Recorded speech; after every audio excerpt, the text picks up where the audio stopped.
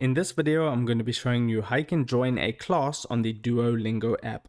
So the first thing to do is once you're on the Duolingo app, you can see all those options at the bottom, and the one there with the girl's head, that is your profile icon. So go ahead and tap on that icon, and then you can see at the top right hand corner of the page, it has a settings cog.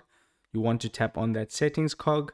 That will take you to your profile, and then you just want to scroll down a bit until you see the option there that says progress sharing. Tap on that, and now it says share your learning progress with a teacher using their 6-digit letter classroom code. So you will have to get your 6-digit code, and then you put it in this classroom code field over here. And then once you've done that, you can go ahead and press the join class button, and then you'll be in that class. So that's pretty much it. Pretty straightforward and simple to do.